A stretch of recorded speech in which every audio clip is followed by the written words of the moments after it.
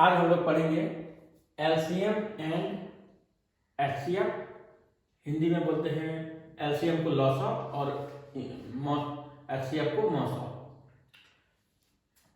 LCM जो होता है, एल पर हुआ लीस्ट और सी पर हुआ कॉमन और एम पर हुआ मल्टीपल। लीस्ट कॉमन मल्टीपल और एचसीएफ का होगा हाईएस्ट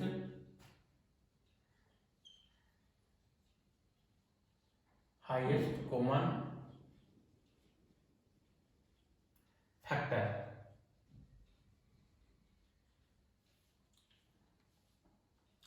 ये हम लोग आज दोनों एलसीएम और एचसीएफ को दोनों को निकालने सीखेंगे। तो चलिए हम लोग पहले सीखते हैं एलसीएम को निकालने के लिए।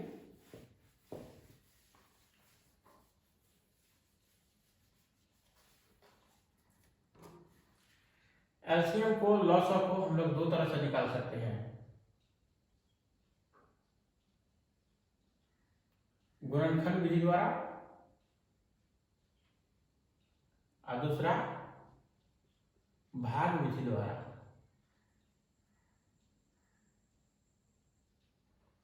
गुणनखंड विधि द्वारा और भाग विधि द्वारा। तो हम लोग सबसे पहले गुणनखंड विधि द्वारा जानते हैं, उसके बाद फिर भाग विधि से जानेंगे।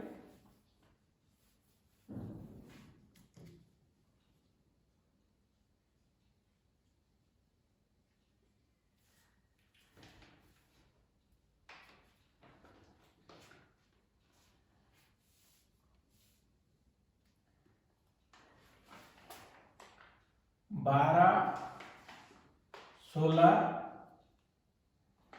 का एलसीएम ज्ञात करें। अब हम ये एलसीएम निकालेंगे, लेकिन हम गुणनखंड विधि द्वारा निकालेंगे। तो सबसे पहले हम ये 12 और ये 16 को अभाज्य गुणनखंड विधि द्वारा तोड़ लेते हैं।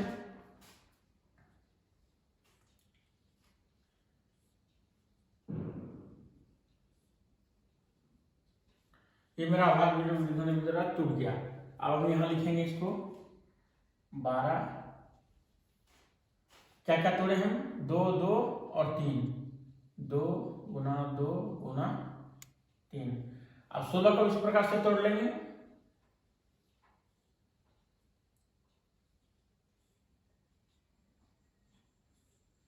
और ये 2। तो मेरा 16 कितना टूटा, 1 2 3 4। 16 का 2 गुना 2 गुना 2 2 2 4। ठीक है। अब ये दोनों में देखिए 12 का जो गुणनखंड है और 16 का जो गुणनखंड है, यह दोनों गुणनखंड जो संख्या दिया हुआ है, इस संख्या को हम मिलाएंगे दोनों संख्या से। जो संख्या मिलेगा उसको एक घर में रखेंगे। ये मिल गया मेरा, ये भी मिल गया मेरा, ये नहीं मिला। तो जो घर मिल जाता है उससे हम एक संख्या को लेते हैं, 2 ले लिए, इस घर से भी 2 ले लिए, और जो शेष बच जाता है वो सारी संख्या को ले लेते हैं।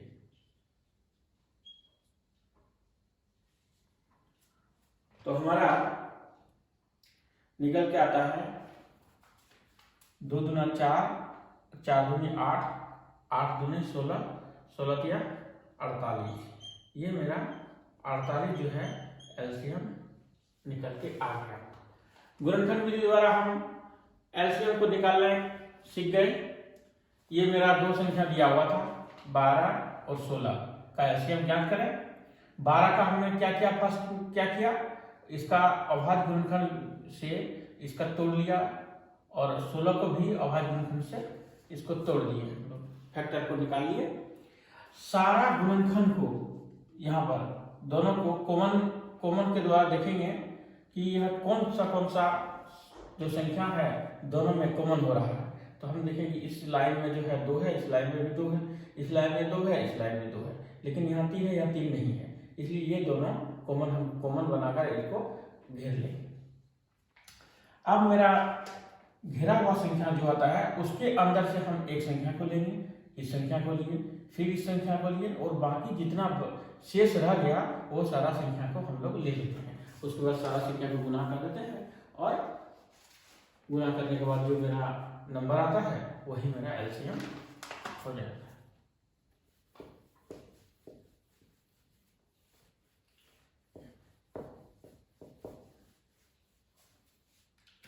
एक और संख्या को देखते हैं।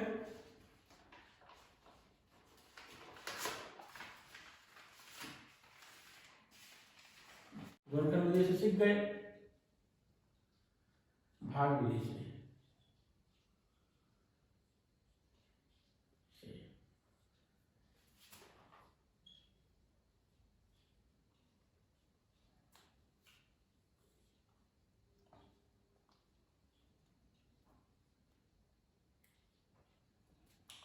दो से हम जो भाग दो से जो हम इसको भाग दे रहे हैं, तो 2 से भाग देंगे तो 10, 20 को भाग देंगे तो 10 आएगा, 30 को भाग देंगे तो 15 आएगा, 40 को भाग देंगे तो 20 आएगा।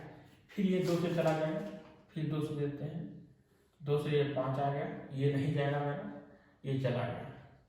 अब हम देखेंगे कौन सा संख्या से ये सारा भाग लग जाता है। 5 देखते हैं, 5 से भाग लग जाएगा, ये 3 से लग गया, यहाँ 2 से लग गया।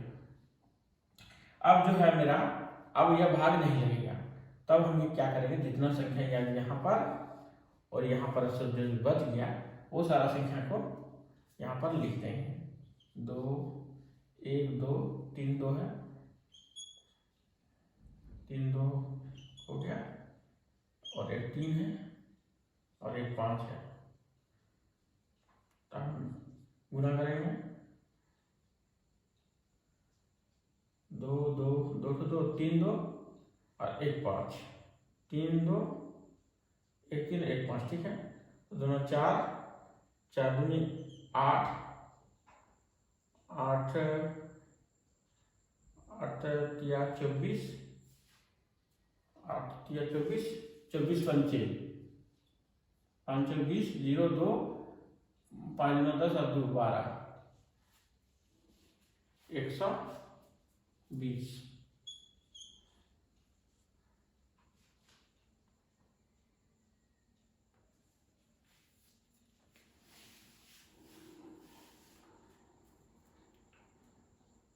ये मेरा भागविधि से 120 निकल के आ गया है।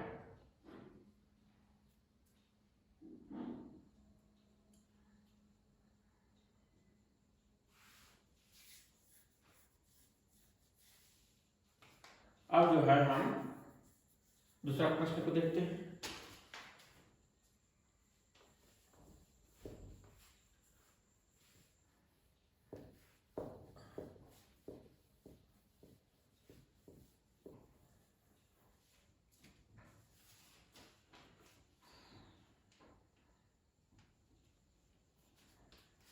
दूसरा प्रश्न था मेरा 12 16 का लॉस।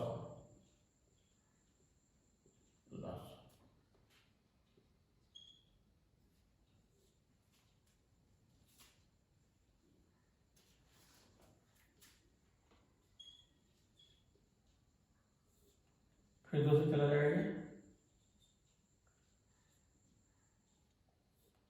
अब मेरा नहीं जा रहा है, सिंगल में जाएगा ये,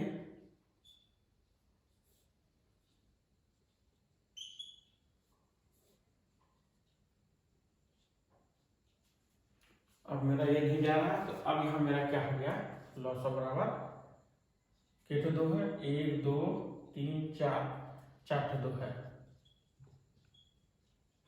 1 2 3 4 और 1 3 है। तो मेरा गया 2 दूना 4 और 2 दूना 4 4 4 16 16 3 48।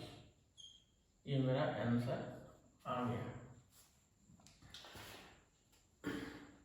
अब आप लोग लॉसवा को गुणनखंड विधि के द्वारा सीख गए हैं और भाग विधि के द्वारा भी सीख चुके हैं। अब हम लोग सीखेंगे मौसम।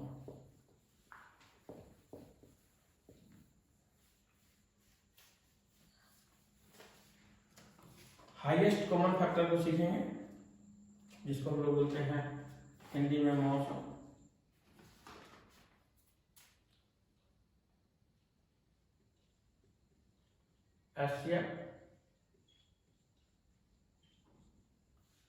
महत्तम समावर्तक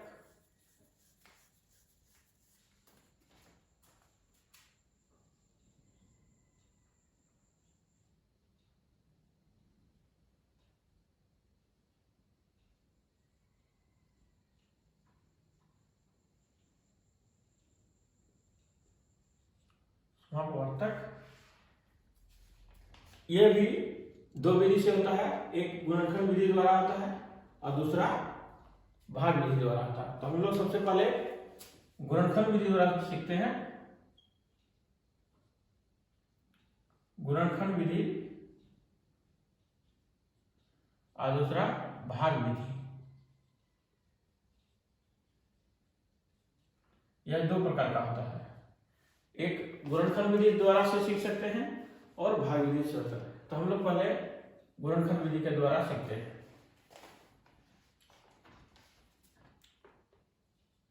32 तथा 56 का मौसम।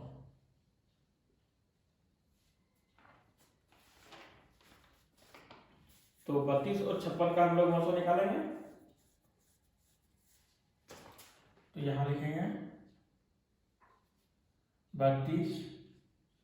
अब हम इसमें ये ध्यान देने का बात यहाँ आ रहा आपका कि 32 जो हम लिखे तो 32 का गुणनखंड नहीं निकालेंगे। 32 जो किस टेबल में आता है 32, उस टेबल को हम लिखेंगे। तो 32 का 1 का टेबल पढ़ेंगे तो 32 आ जाता है, 2 का टेबल पढ़ेंगे तो 32 आ जाता है, 3 का टेबल पढ़ेंगे तो 32 नहीं आता है, 4 का टेबल पढ़ेंगे तो 32 आ जाता है। इसी तरह से बारी बारी से हम चेक करेंगे। 5 का नहीं आता है, 6 का नहीं आता है, 7 नहीं आता है, 8 आता है। 8 आने के बाद 16 में आता है और लास्ट 32 में आता है। इसी तरह से फिर 56 को करेंगे, 1 में तो आएगा ही, कौन सी बात है, 2 में भी आ जाएगा, 3 में नहीं आएगा, 4 में आ जाएगा और 7 में आ जाएगा, 8 में भी आ जाएगा, 14 में आ जाएगा और 28 में 56 होता है, 28 में भी आ जाएगा और लास्ट ये 56 में आएगा। तो हम 32 और 56 का जो है हम लोग देख लें किस किस टेबल में यह संख्या आता है। तो 2 का टेबल में आता है, 1 का टेबल में आता है, 4 का टेबल में आता है और 8 का टेबल में आता है, 16 का टेबल में आता है और अंतिम है 32 का टेबल में आता है। 56 का उसी प्रकार से देख लिए।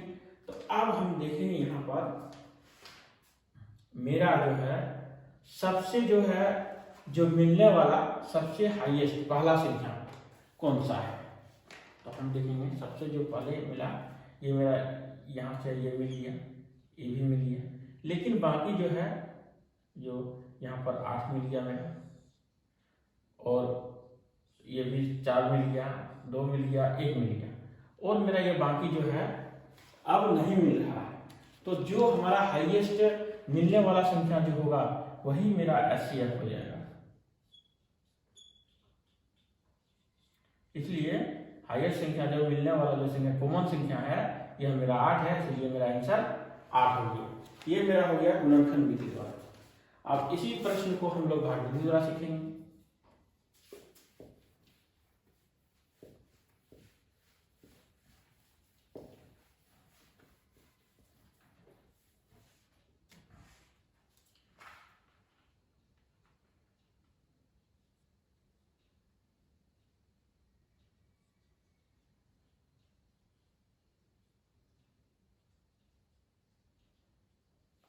बत्तीस और 56 का मौसम। तो हम लोग जो इस भाग विधि से सीखते हैं 32 को यहाँ पर बना लेंगे इस तरह से, 56 को यहाँ पर लिख देंगे। जैसे भाग बनाते हैं उसी तरह से यहाँ पर लिख दिए। अब जो है हम लोग 32 को जो है यहाँ से 32 का टेबल पढ़ेंगे तो कितना बार में ये आता है, 2 बार में तो 64 हो जाता है, ज़्यादा हो गया। तो एक ही बार पढ़ना होगा आपको, 32 से 32 घटा देंगे, तो 6 में 2 गया 4, और ये 5 में 3 गया 2। अब यहाँ जो मेरा शेष हो गया है, तो इसको हम लोग जो है इस प्रकार से कर देंगे, और ये यहाँ जो है ये मेरा 32 को यहाँ पर हम भाज्य के रूप में लिख देंगे, और 24 को भाजक बना देंगे। यानी इसको हम लोग क्या करेंगे, जो लास्ट में जो शेष हो जाता है इसको डिविजन बना देते हैं, और जो 32 हो जाता है वो डिविडेंड बना देते हैं। अब फिर इसी प्रक्रिया को दोहराएंगे, 24 को एक बार पढ़ेंगे, 12 में 4 गया 8 4 12, ये हो गया। फिर इसको उसी तरह से करेंगे, 8 दिया 24, ये मेरा अंतिम में कट गया। तो अंतिम में जो मेरा निकला HCF, यही मेरा HCF हो गया 8। अब आप लोग लॉस मौसा भाग विधि से, गुणनखंड विधि से, दोनों विधि से आप लोग सीख चुके हैं।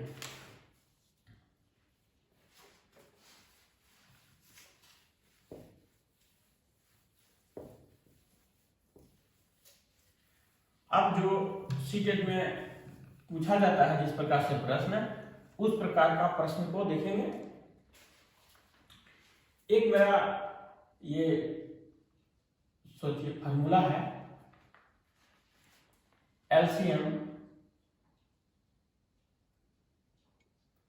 इंटू HCF बराबर होता है पहला संख्या गुना दूसरा संख्या।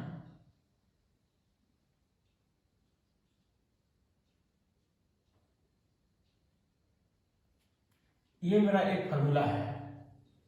इस फार्मूला के माध्यम से हम लोग HCF नहीं रहेगा तो HCF निकाल सकते हैं, और LCM नहीं रहेगा तो LCM निकाल सकते हैं।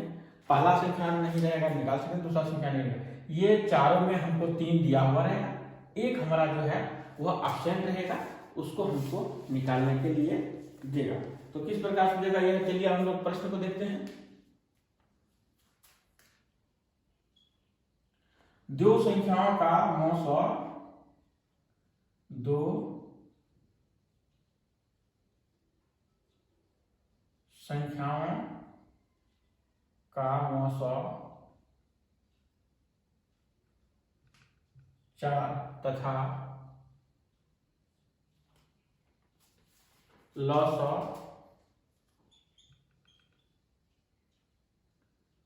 44 है, 144 है। यदि एक संख्या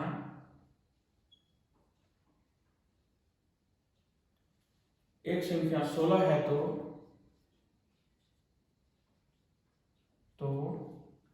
दूसरी संख्या ज्ञात करें। तो दूसरी संख्या ज्ञात करें, ये मेरा प्रश्न है। आप देखिए इस फॉर्मूला में मिलाइए, ये मेरा यहाँ मौसा दे दिया है तो मौसा मेरा 4 हो गया, लौसा दे दिया, लौसा यहाँ 144 दे दिया है, पहला संख्या मेरा 16 दे दिया है, ये संख्या मेरा प्रश्नवाचक रहा नहीं है। तो हम लोग लिख लेते हैं एलसीएम कितना दिया हुआ है, एलसीएम 144, एचसीएफ 4, पहला एक नंबर है, हाँ पहला संख्या 16, दूसरा संख्या नहीं है।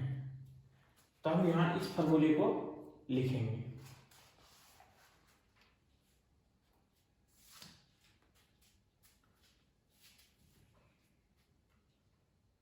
एलसीएम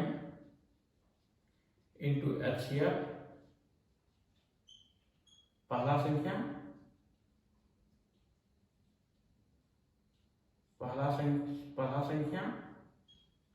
गुना